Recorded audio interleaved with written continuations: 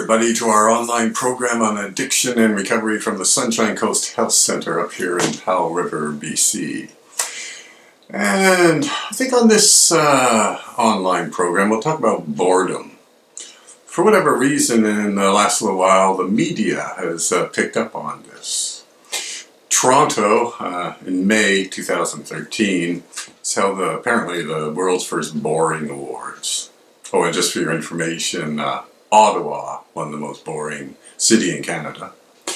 And the most boring event was the 64th annual tax convention held in Calgary. Pretty stereotypical stuff. But it's interesting that they would actually hold these awards. Montreal filmmaker Albert Nuremberg released a documentary on boredom. And included in that was a neuroscientist talking about boredom releases a stress hormone called cortisol. So the implication, of course, being that boredom is a very stressful experience for people.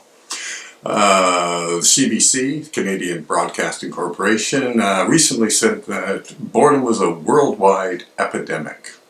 Yeah. So why the media is getting involved in this at this particular time, I'm not sure.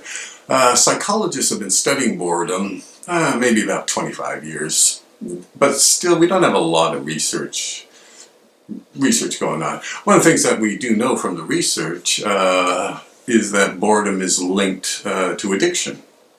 Now we're not sure about this as a cause and effect thing. It's more what we call correlational studies. Is there a link? Is there a statistically significant link between boredom and addiction? And we found, yes, there is.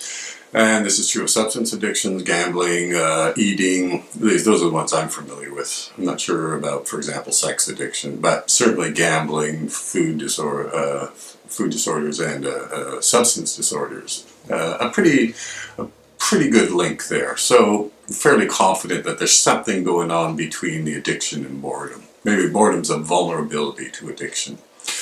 Or as Narcotics Anonymous has said, that the addict's life is meaningless, monotonous, and boring. Who knows? Maybe the drug use created the boredom. So we can't tell the cause and effect, but we do know that there's a link there. So at any rate, in this online program, I think we'll give you a bit of the science behind boredom. And again, we haven't got a lot of research, but yeah, we're getting closer as more and more people become involved. And so one of the things that we've discovered from the research is that there seem to be, in general, like two types of boredom.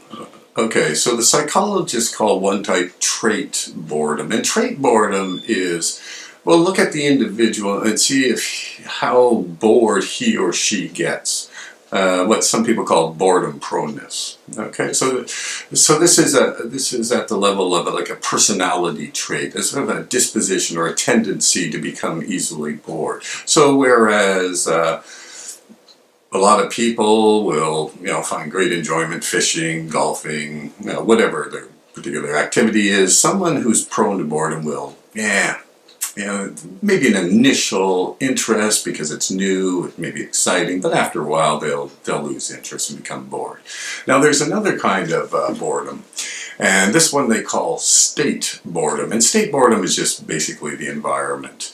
And probably no surprise to anybody that a lot of this research comes from educational psychology.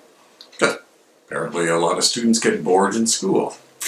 So they've been looking at that and what factors may be going on. Now the interesting thing, of course, you can get a double whammy, right? So you got someone who's prone to boredom, and then you stick this person in a place that he or she perceives to be boring, and so now you got both the trait and the state working together and creating all sorts of problems. And the reason that's important, of course, is the life stories of people with addictions, which we do routinely here at the center.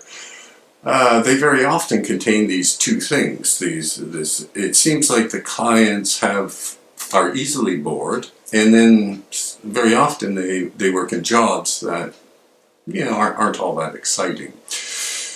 Or perhaps it might be the instance with the state boredom, for example, that they we have some combat soldiers with us that they go into combat, they come back, and then now everything seems boring relative to the actual combat, right? So anyway, we found this seems to be fairly routine in at the Sunshine Coast Health Center, that boredom plays this big role in the fellows' lives, and trying to understand what that really means. At any rate, that's it for this program, and we'll be back next time with another bit on boredom.